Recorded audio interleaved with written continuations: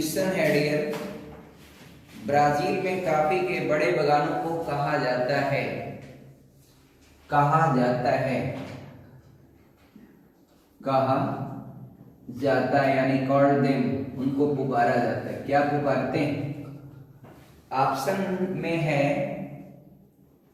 एक दिया है फैजेंडा, ये फैजेंडा एक वर्ड है, फैजेंडा। ये वाली लाइट थोड़ा जलाइएगा तो देखें, कुछ लाइट बढ़ रही है। फैजेंडा, हाँ डियर सही। देखिए फैजेंडा क्या है, तो ब्राजील में जैसे होता है ना आपके यहाँ, मतलब आम का कोई बड़ा बागीचा है, उसको कुछ आप कॉल करते होंगे, कुछ पुकारते होंगे अलग अलग। तो ब्राजील में कॉफी का जो बड़े बड़े बागान हैं आपका, तो बड़े बड़े बागानों को वहां पर एक नाम दिया जाता है। वह नाम क्या है? फैजेंडा। ब्राजील में कॉफी के बड़े बड़े बागानों को फैजेंडा कहते हैं। ठीक। दूसरी चीज, जो आपका ब्राजील है वह पूरे विश्व में क्षेत्रफल के हिसाब से चौथे नंबर का देश है, तो गलत जवाब दिया, 5वें नंबर का देश, 5वें नंबर का।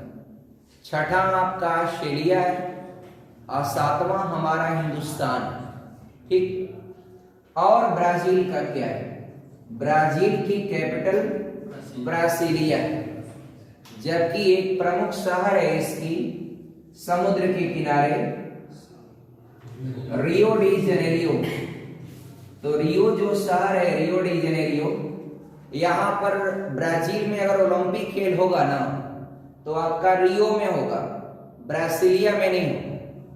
मतलब जो उसकी राजधानी है वह उतना खूबसूरत या उतना लोकेशन के हिसाब से बेहतर नहीं है, इसलिए ब्राजीलिया में जब भी कोई सम्मेलन होता है, आपने देखा होगा कि दुनिया में पहला पृथ्वी शिखर सम्मेलन जो है वह कहाँ हुआ था? हाँ, ब्राजील के रियो डी जेनेरियो में हुआ था। कब हुआ था? 1992 में, 1992, यानी 1992 में पहला पृथ्वी शिखर सम्मेलन हुआ था। तो 1992 में हुआ तो उसको 20वीं शताब्दी मानेंगे। उसी में हम लोगों ने वहां पर दुनिया के लोग जब इकट्ठा हुए तो उन्होंने एक एजेंडा 21 पारित किया, मतलब 21वीं शताब्दी के लिए एक एजेंडा बनाए कि विकास के लिए कौन कौन सा काम करेंगे, कैसे करेंगे, पर्यावरण को किस प्रकार से आप सेफ रख पाएंगे। तो इसलिए तभी से वो जाना जाता है एजेंडा 21। एजेंडा 21 मतलब 21वीं शताब्दी के लिए एक एजेंडा माने क्या होता है? एक हम जो काम आगे करने वाले हैं उसका एक आपका प्लान का एक शॉर्टली एक परिचय बताना आपका कि हम ये काम करेंगे। तो एजेंडा 21 में बहुत सारे मुद्दे हैं। एजेंडा 21 का संबंध किससे है? तो इन्वायरमेंट से, हमारे पर्यावरण से। पर्यावरण से रिलेट करके बहुत सारा उसमें पॉइंट दिए गए हैं, तो उसमें हम लोग बाद में बात करेंगे। 2016 का ओलंपिक जो है वह रियो में ही हुआ था, 2016 का ओलंपिक। इसके बाद जो ओलंपिक अभी हाल में हुआ है, कोविड-19 से उसको एक साल आपका फॉरवर्ड कर दिया गया था, वह जापान के कहाँ हुआ था? टोक्यो में हुआ था। टोक्यो में आपने देखा होगा। और टोक्यो में मित्रों आपका एक भाला फेंकने में मेडल लाए थे, मेडल भाला फेंकने में। तो आपका क्या नाम था? हाँ, नीरज चोपड़ा। वो इंडियन आर्मी के जवान थे और आपका भारतीय सेना में आपका पहले वो रहते थे, या फिर सेना के ही जवान थे और उनको अलग से टाइम मिलता है, तो इस तरह की प्रतियोगिता में आपका उन्होंने, तो पूरी दुनिया में आपका, और हरियाणा से बिलोंग करते हैं, तो इतना अच्छा फेंके आपका। उनकी हेयर स्टाइल भी देखा होगा, धोनी की तरह है, बाल लंबे लंबे, तेज दौड़ते हैं, ताकत चाहिए भुजाओं में आपका फेंकने के लिए। तो दुनिया में वो उन्होंने अच्छा काम किया, भारत के लिए एक आपका मेडल लाए। मेडल सबसे बड़ा होता है, मेडल से छोटा आपका सिल्वर होता है, सिल्वर से छोटा क्या होता है? कांस्य होता है, कांस्य। क्लियर? चलिए, और क्लियर, काफी से संबंधित एक प्रश्न ये भी होता है कि ब्राजील की कौन सी एरिया है जहां पर कॉफी का सर्वाधिक उत्पादन होता है? तो साओ पालो बताएंगे, ये आपका साओ पालो, साओ पालो आपका, ये भी क्लियर है। और साओ पालो में कॉफी का उत्पादन, वैसे आपको पता है कॉफी या कहवा इसको नाम देते हैं, तो इसका पूरी दुनिया में अगर कोई कंट्री सबसे ज्यादा प्रोडक्शन करता है कॉफी का तो ब्राजील करता है।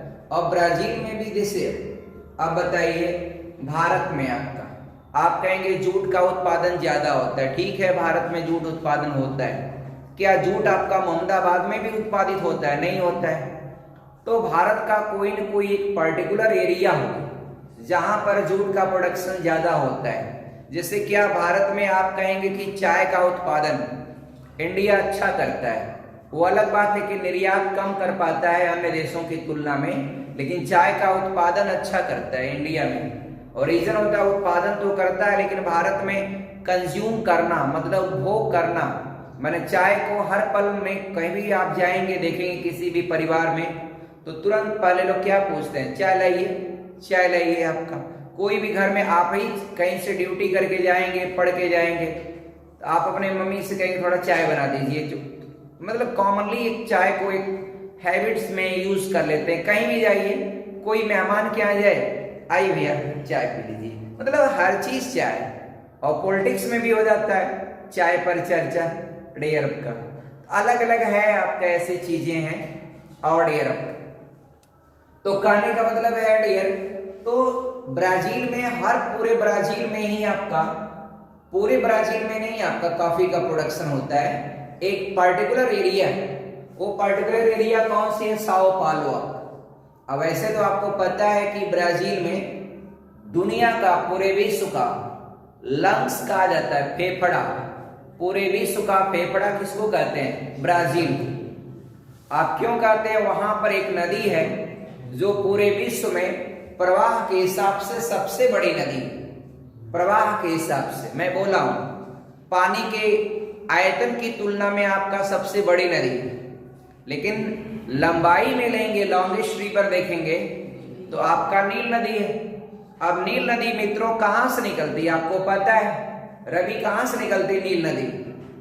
तो आप अफ्रीका महाद्वीप में एक झील है विक्टोरिया झील, तो विक्टोरिया झील से निकलती है नील नदी। और नील नदी का उद्गम स्थल, देखिए कोई भी नदी का आप दो तीन चीज आपको जानना बेहद जरूरी, या तो वह नदी किसी की सहायक नदी हो, ट्रिब्यूटरी रिवर हो, ट्रिब्यूटरी माना होता है सहायक नदी, तो सहायक नदी होगी तो एक क्वेश्चन बन जाता है कि ये नदी किसकी सहायक नदी, आ जाता है प्रश्न। या फिर सहायक नहीं, अपना पानी स्वयं समुद्र में गिराई है, तो ये नदी कहां पर गिरती, किस समुद्र में गिरती, कहां पर गिरती, ठीक। और डियर कोई नदी कहां से निकलती, तो ये सब प्रश्न किन किन राज्यों से प्रवाहित होती, प्रवाहित होती तो सबसे अधिक प्रवाह किस राज्य में, किस राज्य में नदी ये बहती है, नहीं बहती। एक प्रश्न ऐसे ही किसी परीक्षा में आया था, मैंने देखा उसको, कहा था कि चंबल नदी किस राज्य में प्रवाहित नहीं होती, चंबल नदी किस राज्य में प्रवाहित नहीं होती। ऑप्शन में देता हूं आपको, आप ध्यान से सुनिएगा। मध्य प्रदेश, गुजरात, राजस्थान और उत्तर प्रदेश, किस राज्य में चंबल नदी का प्रवाह नहीं होता है? बताइए आप लोग, चार ऑप्शन है, मध्य प्रदेश, गुजरात, राजस्थान, उत्तर प्रदेश। आप बताइए किस प्रदेश में चंबल नदी का प्रवाह नहीं होता? क्लियर? आप मित्रों याद रखिएगा, ये चंबल नदी आपको पता है तो प्रवाह पूरा जानिए, हर नदी का जानिए कौन नदी किन किन राज्यों में बहती। अब मित्रों अगर आपसे मैं प्रश्न करूं कि गंगा नदी भारत के किन किन राज्यों में बहती है, उसमें एक राज्य में ऐसा डाल दूंगा जिसमें वह प्रवाहित नहीं होती है, आप वहां प्रॉब्लम में आ जाएंगे। अब बताइए क्या करेंगे, बताइए। तो मित्र देखिए, गंगा नदी के प्रवाह की बात अगर करेंगे, उत्तराखंड में निकली है, यूपी में आई है, यूपी से बिहार में गई है, अब बिहार से पश्चिम बंगाल में चली गई। जहां एक कोना में जहां पश्चिम बंगाल में वह एंट्री करती है, वहीं पर झारखंड का थोड़ा सा हिस्सा है, उसको छूते हुए गई है। लेकिन जहां गंगा नदी है, आप मैप में देखिएगा तो ये गंगा नदी जो यहां से निकल रही है और ये आपका झारखंड है, ये आपका मान लीजिए झारखंड है, तो झारखंड का इधर कोई हिस्सा नहीं है, तो आप क्या बोलेंगे? झारखंड राज्य में प्रवाहित होती है, उसके बॉर्डर से छूते हुए कहीं से निकल गई है, लेकिन प्रवाहित बीच राज्य में तब उसको माना जाना चाहिए जब जहां से क्रॉस करे तो इधर भी झारखंड है, इधर भी झारखंड है, तब मानना चाहिए। चलिए वो अलग की बात। फिर आपका पश्चिम बंगाल में गई, पश्चिम बंगाल में फरक्का के पास दो शाखाओं में बटी है। एक इसका मेन जो शाखा है वह चली जाती वहीं से बांग्लादेश में। अब बांग्लादेश में जब गंगा जाती तो उसको पद्मा के नाम से पुकारते हैं। फरक्का के पास जो दूसरी शाखा नीचे आई है पश्चिम बंगाल में, वो आपका हुगली के नाम से पुकारा जाता है। तो हुगली नदी में नीचे आएंगे तो एक इधर से कौन, ये आपका झारखंड से एक नदी आती है जो इतना कचरा उसमें जमा कर देती है, वो नदी आपको पता है दामोदर नदी कहते हैं। इसलिए दामोदर नदी को मित्रों पश्चिम बंगाल का शोक कहते हैं। एक दामोदर नदी घाटी परियोजना भी है, याद रखिएगा। वह किस नदी पर है? तो दामोदर नदी पर ही। अब दामोदर नदी को 300 किलोमीटर तक जैविक मरुस्थल कहते हैं। इतना उसका पानी पोल्यूटेड है कि उसमें कुछ होता ही नहीं। तो किस नदी को जैविक मरुस्थल कहते हैं? तो आप दामोदर को बताइएगा। वहां झारखंड में इतना कचरा हुआ बहाता हुआ जाता है, अपने तो कचरा है, अगवा जाकर के हुगली में कचरा गिरा देती है, हुगली कचरा बहाकर ले जाकर कलकत्ता बंदरगाह पर जमा दी पूरा। अब कलकत्ता बंदरगाह का जो आपका है हल्दिया जो बंदरगाह है, वो पूरा नीचे कचरा भर गया। तो ना वो जो बड़े बड़े समुद्री जहाज आते थे बंदरगाह में, नीचे डैक आपका पूरा कचरे में घुस जाता था। प्रॉब्लम हुआ, तब आपका इंदिरा गांधी की सरकार में वहां पर फरक्का में एक बैराज बनाया गया, बैराज में सब फाटक लगाए गए। तो मित्रों बताया हूं बैराज क्या होता है, नदी की धारा की दिशा को मोड़ने के लिए बैराज बनाते हैं। तो बैराज बना दिया तो उधर शेख हसीना चिल्लाने लगी, हमारे यहाँ पानी नहीं आ रहा, हमारे यहाँ पानी नहीं आ रहा। अब बस एक बार भारत ने क्या किया, जब बाढ़ आया तो सारों फटकवा आपका पूरा एक साथ खोल दिया, पूरा दह गया आपका बांग्लादेश, हुआ पूरा आपका हालत खराब वहां पर। तो कहीं ना कहीं आपका देखिए बैराज जो बनाया सरकार ने अच्छा काम किया, पानी को रोकती है आपका और कंट्रोल करके नियंत्रित मात्रा में वो आगे की ओर फ्लोटेशन देती है। तो फरक्का के पास मित्रों गंगा दो शाखाओं में बढ़ती है, एक आपका हुगली है, एक आपका जो बांग्लादेश में एंट्री करती है उसको बांग्लादेश में पद्मा के नाम से पुकारते हैं। एक क्वेश्चन बहुत बार पूछा है, अब पिछले साल एक यूपी डेट में क्वेश्चन डाला था, जानते हैं क्या? वह ब्रह्मपुत्र नदी को तिब्बत में किस नाम से पुकारते हैं? तो सांगपो या साइपो या यारलुंग जंगो, कई नाम। और आकर के फिर जब भारत में एंट्री करती है तो असम राज्य में उसका नाम है ब्रह्मपुत्र। अब ब्रह्मपुत्र में दुनिया का एकमात्र नदी डेल्टा माजुली बना हुआ। और फिर वहां से जब वो बांग्लादेश में जाती है तो वो आपका यमुना नहीं जमुना, और जमुना जब आगे जाती है इधर से पद्मा आती है, पद्मा जमुना जब एक जगह मिल जाती है तो फिर आगे जो जलधारा बनती है उसका नाम होता है मेघना। तो मित्रों ये पूरा गंगा का रिकॉर्ड ट्रैक है। आप चंबल की बात किए हैं ना, चंबल के बारे में सुनिए। चंबल आपका एमपी में बही है, एमपी से जाकर के राजस्थान में मुड़ गई। मित्रों एक क्वेश्चन कई बार पूछा है कि कौन सी नदी है जो उत्तर की ओर बहती है, तो चंबल ही बताइएगा, क्योंकि एमपी से जब कटेगी, मैप थोड़ा पढ़ा करिए, एटलस को खोल करके थोड़ा देखिए, उसको हर दिन बनाइए, पढ़िए, देखिए और हर विषय को देखिए, सिर्फ मैप ही मत देखिए, करंट अफेयर, विज्ञान, जीएस सब आपका देखिए। तो जब देखिएगा कि एमपी से जब घूमी है राजस्थान की ओर उसका डायरेक्शन एकदम उत्तर की ओर हो जाता है, और उत्तर की ओर कुछ दूरी जा करके फिर ऊपर से टर्न हो गई है, और टर्न होकर के फिर यूपी में एंट्री मार ली। यूपी में इटावा से थोड़ी सी दूर पहले आपका वह यमुना में आके मिल जाती है चंबल। तो इसलिए मित्रों याद रखिएगा, चंबल किसकी सहायक नदी? यमुना की। आप याद हो जाएगा। तो यमुना देखिए, चंबल 3 राज्यों में बहती है मित्रों। यमुना जो है भारत की लॉन्गेस्ट ट्रिब्यूटरी रिवर है, भारत की सबसे बड़ी सहायक नदी कौन है? तो यमुना ही बताइएगा। लेकिन यमुना कितने राज्यों में बहती है? सिर्फ 2 राज्यों में। यमुनोत्री से निकली है और इलाहाबाद में मिल गई। अब मान लीजिए इस प्रश्न को नहीं याद किए तो इतना तो सोच सकते हैं कि यमुनोत्री से निकली है तो उत्तराखंड में बही होगी। अब भैया जब आपका यहीं आके मिल गई है, कहां पर? ये आपका प्रयागराज में, तो फिर कौन सा और राज्य में आ जाएगा? अब उसमें दे देगा यमुना नदी किन किन राज्यों में प्रवाहित नहीं होती, तो 2 राज्य दे दे आपका और 1 राज्य और दे दे, एक का दे में से कोई नहीं। आप किसी प्रश्न पर तर्कसंगत ढंग से सोच सकें। आप दिमाग का मतलब परीक्षा में ऐसा नहीं होता कि सारे प्रश्न आपके याद किए हुए फंस जाए। तो आपके पास ब्रेन होता है, माइंड, उससे अवलोकन करके प्रश्न को सोचिए कि यार ये नदी है, आपका कोई याद कराएगा कि चीज की ये नदी किन किन राज्यों से नहीं बहती। अरे आप ये याद कर लीजिए किन किन राज्यों से बहती है, तो किसमें नहीं बहती कर लेंगे आपका।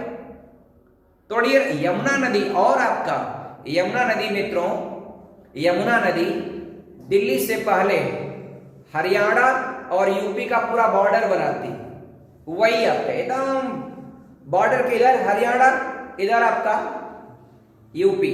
और आप लोगों ने एक सुना होगा युद्ध का मैदान है पानीपत, पानीपत सोनीपत ऐसा सुना हो। और पानीपत जानते हैं युद्ध लड़ा गया, तो वहां नदी भी है। अब कौन सी नदी के किनारे पानीपत का मैदान है? तो क्या आप बता पाएंगे? पानीपत जो डिस्ट्रिक्ट है हरियाणा का। अब उसको देखिए, ऐसा नहीं कि यूपी का नहीं है तो आप छोड़ो, खाली यूपी का पढ़ो। आप एक एक मैप को पूरा अध्ययन करेंगे तो देखिएगा पानीपत जो जहां लड़ाइयां हुई हैं उसके इधर आपका थोड़ा सा हटने के बाद वहां पर आपका यमुना नदी बहते हुए आती है। एक तरह से कहा जाए तो यमुना नदी जो है गंगा के पैरेलल आई है। आप मैप देखिएगा, गंगा ऐसे पैरेलल आकर के बस थोड़ा सा इलाहाबाद से पहले थोड़ा बटुरते हुए आकर के इलाहाबाद में आकर के टच हो जाती है। तो भारत का सबसे बड़ी सहायक नदी आपका यमुना, सबसे बड़ी। चंबल को देख ही लिया। ब्राजील की हम बात कर रहे हैं, ब्राजील में क्या कारण है कि आप, तो पहली बात ब्राजील में क्यों आपका पूरी दुनिया में आपका लंग्स है और पूरी दुनिया में आपका जो बायोडायवर्सिटी का एक प्रमुख केंद्र होता है। तो रीजन है मित्रों कि जहां अमेजन है ना, जहां अमेजन है उसके पास आप अध्ययन करिएगा, आपको एक वो रेखा मिलेगी। कौन सी रेखा मिलेगी? वह आपका डियर, कौन सा डियर? विषुवत रेखा मिलेगी। बस अब विषुवत रेखा जहां से जाती है आपको पता है, रोज आपका 2 बजे के बाद वहां बारिश होना तय है। तो विषुवत रेखा के 10 अंश ऊपर और 10 अंश नीचे डियर, 10 अंश ऊपर 10 अंश नीचे, ये वाला जो एरिया होता है पूरी धरती पर सबसे ज्यादा क्या है? बायोम का क्षेत्र है, यानी जीव जंतु पेड़ पौधे सबसे ज्यादा विषुवत रेखा से 10 अंश ऊपर 10 अंश नीचे इसमें आपका पाए जाते हैं। इसलिए जैव विविधता की सघनता या जैव विविधता की प्रवणता सबसे ज्यादा धरती पर कहां होती है? विषुवत रेखा के पास। सबसे मिनिमम कहां होता है? ध्रुवों के पास, ध्रुवों के पास। आपको पता है ध्रुव पर इतना ठंडा पड़ता है, तिरछे प्रकाश की किरणें जाती हैं। और कभी कभी तो ऐसा होता है कि जब आपका सूर्य यहाँ है और धरती यहाँ से ऐसे नाचते हुए घूम रही है, तो 6 महीना तो खाली दक्षिणी ध्रुव पर प्रकाश दिलाएगी, दक्षिणी ध्रुव पर। उत्तरी ध्रुव पर अंधेरा हो गया। जब वही धरती जब नीचे की ओर आएगी, सूर्य बीच में रहेगा। सूर्य अपने एक फोकस पर रहता है। केपलर का नियम आपने पढ़ा होगा फिजिक्स में। सूर्य अपने एक फोकस पर क्या होता है? स्थित होता है। तो अब आपका ये अब नीचे की ओर चलेगी ऐसे, तो नीचे पर चलेगी तो उत्तरी ध्रुव पर खाली प्रकाश रहेगा और नाचते हुए। अब पृथ्वी अपने दूरी पर ऐसे घूर्णन गति करते हुए 24 घंटे में एक चक्कर करती है, ऐसी चलती रहेगी। यही वह रीजन होता है कि ध्रुवों पर 6 महीने का दिन 6 महीने का रात होता है, इसलिए पूरा ध्रुव आपका जमे होते हैं। और जहां थोड़ा प्रकाश जाता भी है तो इतना तिरछा जाता है कि वो तिरछा प्रकाश में गर्मी होती नहीं। आप गर्मी की बात कर रहे हैं, आप इसमें किस महीने में हैं? फरवरी में है। आपको मित्रों पता है भारत में कहां पर हैं आप, और इस समय आपका सूर्य आपके खपड़ोई पर नहीं है। आपका सूर्य इस समय कहां पर है? सूर्य इसमें कहां पर होगा आप बताइए, कहां पर होगा? देखिए जाड़े में जो है ये लगभग मकर संक्रांति के आसपास, दिसंबर और जनवरी के शुरुआत में सूर्य मकर रेखा के ऊपर होता है। अब मकर रेखा से आगे चलना शुरू किया, विषुवत रेखा के ऊपर आया होगा, विषुवत रेखा से ऊपर चलेगा और आपके खपड़ोई पर कब पहुंचेगा? जून में पहुंचेगा। तब टनाटन कपार गर्म हो जाएगा। आप चलिए ना, आप एक बार जाइए यहाँ से कैलेंडर तक, कपार आपका हीट हो जाएगा। हीट होगा कि नहीं होगा? काहे हीट होगा? क्योंकि सूर्य आपका सीधा चमक रहा है, तो सूर्य की गर्मी जो आपका प्रकाश में गर्मी हीट, वह सूर्य जब सीधा पड़ेगा तो आपको गर्मी बढ़ जाती है। तो यही वो कारण होता है डियर। अब जब गर्मी बढ़ेगी तो तेजी से वाष्पीकरण होता है। आपके यहाँ भी यही होता है, जब सूर्य आपका बिल्कुल नजदीक में आ जाता है तो यूप्राइजेशन होता है, वाष्पीकरण होता है। वाष्पीकरण होकर के बादल बनेगा, बादल बनकर आए दिन आपका सब बारिश आपका होना क्या हो जाता है? स्टार्ट हो जाता है। तो यही वो कारण है डियर, बहुत सारे रीजन है जिसको आप समझिएगा। और कहीं भी वर्षा का होना, अब ऐसा नहीं, आपका राजस्थान में आपका अरावली है, अरावली का लोकेशन ही ऐसा गड़बड़ है कि वो आपका मानसून किसी भी कंट्री में कहां से मानसून, क्या किसी ताल पोखरे से उठाएंगे मानसून? पानी आएगा मानसून ताल पोखरे से? मित्रों नहीं आएगा मानसून। कोई तालाब से सोचे मानसून आ जाए तो नहीं आएगा। मानसून आता है समुद्र से। तो समुद्र में, भारत में मानसून कहां से आता है? अरब सागर से आता है। मित्रों मानसून बंगाल की खाड़ी से भी आता है। कबो कबो देखा होगा कोई चक्रवात या तूफान, कई बार हुदहुद, नीलम, कौन कौन चक्रवात तो बंगाल की खाड़ी से आ जाते हैं। तो बंगाल की खाड़ी से भी अगर आ गया दबाव तो हवा के साथ खूब बरसात हो जाता है। तराई वाले जो जिले हैं, तराई वाले जो राज्य या समुद्र किनारे जो राज्य हैं, वहां पर खूब बरसात हो जाता है। ऐसा देखा होगा आपने। तो लेकिन अब और उसमें एक प्रश्न आता है बार बार कि आम्र वर्षा कहाँ होती है? तो मित्रों बताना चाहूंगा मैं, आम्र वर्षा कहाँ होती है। आम्र वर्षा बेसिकली आंध्र प्रदेश में होती है। आप कहेंगे कैसे आम्र वर्षा होती है? तो मित्रों जब आम का बौर लगता है ना, तो वहां पर इस समय वो आंध्र प्रदेश में समुद्र से हवाएं हल्का हल्का चलती, और चलती उनके साथ पानी की नम बूंदें रहती, और बूंदें आकर के पूरे आंध्र प्रदेश में हल्का हल्का फुहारे के रूप में पड़ती। तो आम का जो बौर लगता है वो हल्का हल्का फुहारे के रूप में पानी पाता है, तो आम का बौर इतना अच्छा रुकता है, फल इतना अच्छा लगता है, इसीलिए उस वर्षा को आम्र वर्षा कहते हैं। ऐसा नहीं मित्रों कि आम्र वर्षा माने आम बरसने लगे, आम्र नहीं बरसता है। वो आपका वर्षा जो आपका समुद्र के पानी से जो उठने वाली लहरों से होता है, तो वह इतना आपका आम की फसलों के लिए लाभकारी हो जाता है कि उस वर्षा को नाम दे दिया गया आम्र वर्षा। ये भी कंटेंट आप याद रखिएगा, आम्र वर्षा बेसिकली आंध्र प्रदेश में होता है। मैं यहाँ बात कर रहा था ब्राजील का। अब ब्राजील में हम लोग काम कर रहे हैं। ब्राजील दुनिया का क्षेत्रफल के हिसाब से छठा नंबर और 5वां नंबर का देश। छठा आपका ऑस्ट्रेलिया है और 7वां आपका इंडिया है। ब्राजील में आपका मैंने ये बताया कि वहां पर जो है अमेजन वर्षा वन क्यों फेमस है, क्यों वहां चौड़ी पत्ती वाले वन पाए जाते हैं। और वो अलग की बात है कि उसको सांपों का देश भी कहते हैं। और वहां पर चौड़ी पत्ती वाले वन इसलिए पाए जाते हैं क्योंकि वहां अमेजन नदी है, वो बहुत बड़ी नदी, दुनिया की सबसे बड़ी प्रवाह वाली नदी वही है। सबसे ज्यादा पानी भी लिया रहता है, पूरा जाल बिछाइए, उस एरिया में पानी होता है। इसलिए वहां पर वन इतना घने होते हैं कि कई कई कोसों चले जाइए, आपके शरीर पर एक भी प्रकाश की किरण पड़ेगी नहीं। और उसी वनों में आपका तरह तरह के जीव जंतु पाए जाते हैं, उसी में इतना विषैले सांप पाए जाते हैं। वहीं पर आपका बुलेट हंट भी होती है, जो आपको काट ले तो एकदम जैसे गोली लगती है ना, उस तरह से आपको महसूस होगा, और कभी कभी आदमी की डेथ भी हो जाती है। तो ऐसे वहां पर बहुत ज्यादा पाए जाते हैं। अब पाइथॉन्स, अजगर सांप वहां पर खूब मात्रा में पाए जाते हैं। डियर एक कंटेंट और जानिएगा, उस चीज को मैं बताना चाहूंगा आपको। साओ पालो से कॉफी का उत्पादन होगा, ठीक होगा। अब होता है तो ई क्या करते हैं, एक बंदरगाह यहां पर।